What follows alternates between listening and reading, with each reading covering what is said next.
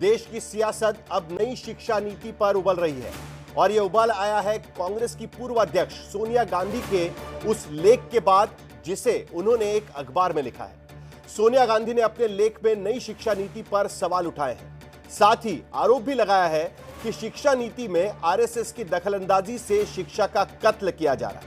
इतना ही नहीं, सोनिया गांधी ने अपने लेख में यह भी आरोप लगाया है कि विश्वविद्यालयों में सरकार और आरएसएस से जुड़े लोगों की भर्ती की जा रही है।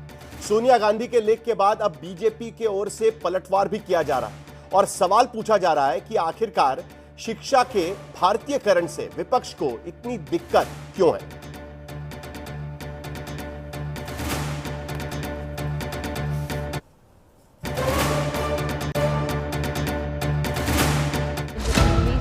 बड़ी तस्वीरें नागपुर से, जहां नागपुर में स्थित डॉक्टर हेडगेवार स्मारक समिति राष्ट्रीय स्वयंसेवक। एक दिन पहले पीएम मोदी संघ मुख्यालय पहुंचे।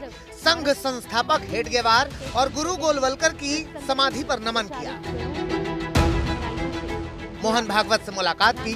बतौर पीएम पहली बार मोदी के आरएसएस मुख्यालय जाने की चर्चाएं जोरों पर रही।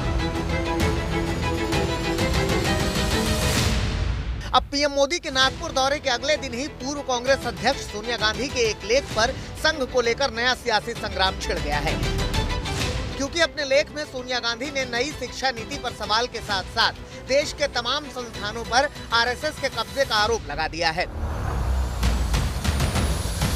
सोनिया गांधी ने अपने लेख में लिखा है कि सरकार को भारत के बच्चों और युवाओं की शिक्षा की कोई परवाह नहीं है। पिछले 10 सालों में केंद्र सरकार का रवैया बताता है कि शिक्षा के क्षेत्र में उसका ध्यान सिर्फ 3 चीजों पर है। ये 3 चीजें हैं: केंद्र सरकार के हाथों में ताकत का जमावड़ा, शिक्षा में निजी कंपनियों को बढ़ावा देने के साथ निवेश को आउटसोर्स करना और पाठ्य पुस्तकों, पाठ्यक्रम और संस्थानों में सांप्रदायिकता का जहर घोलना। सरकार शिक्षा को लेकर गंभीर नहीं है और न्यू एजुकेशन पॉलिसी 2020 के नाम पर अपनी नीतियों को थोप रही है।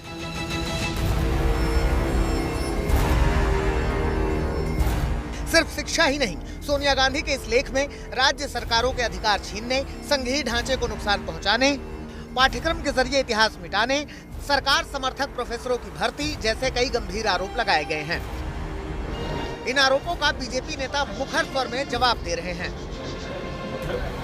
शिक्षा पद्धति में बदलाव करके अगर उसका भारतीयकरण हो रहा है तो इससे किसी को दुख होने का कारण नहीं है। कोई भी जो राष्ट्रभक्त व्यक्ति है वो यही कहेगा कि इसका भारतीयकरण होना चाहिए। मुझे ऐसा लगता है कि सोनिया जी ने इसकी पूरी जानकारी लेनी चाहिए और भारतीयकरण को पूर्ण रूप से सपोर्ट करना चाहिए। हालांकि सियासत के बीच सवाल ये है कि क्या ऐसे आरोपों में वाकई दम है या केवल राजनीति के लिए ऐसे सवालों को हथियार बनाया जा रहा है। साल 2014 में केंद्र में बीजेपी की सरकार बनने के बाद से संघ का राजनीतिक प्रभाव बढ़ा है। आरएसएस अब तक की अपनी सबसे मजबूत स्थिति में नजर आता है। लिहाजा राजनीति के साथ साथ तमाम संस्थानों में आरएसएस के दखल के आरोप विपक्षी दल लगातार लगाते रहे हैं।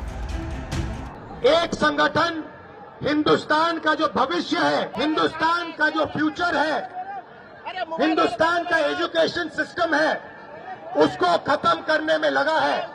उस इंस्टीट्यूशन, उस संगठन का नाम आरएसएस है। दरअसल नई शिक्षा नीति के पीछे सरकार की दलील पुराने एजुकेशन सिस्टम में बदलाव की है, ताकि नई सोच, नई ऊर्जा को बढ़ावा मिल सके। हालांकि नई शिक्षा नीति के तहत 3 भाषा फॉर्मूले ने लंबे समय से चली आ रही बहस को फिर से हवा दे दी है।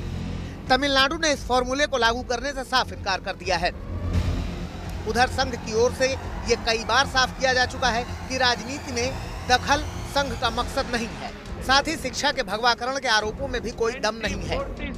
सोनिया गांधी जी राष्ट्रीय स्वयंसेवक पर टिप्पणी करने से पहले जरा अपना गिरेबान झांकिए।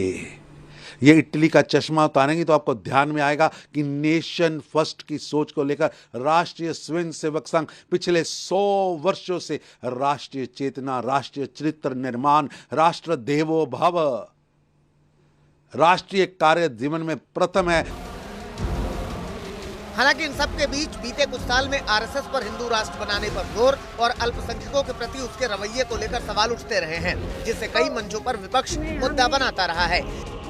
ताजा विवाद नई शिक्षा नीति को लेकर है, जिस पर दक्षिण के राज्य तमिलनाडु से जबरदस्त विरोध की आवाज उठ रही है। सोनिया गांधी का ताजा लेख संघ के बहाने सरकार पर हमला भी है और विपक्षी दलों से साझा अपील भी। जाहिर है इस लेख के बाद शिक्षा में आरएसएस के प्रभाव के आरोपों पर लड़ाई और बढ़ेगी। आज तक ब्यूरो।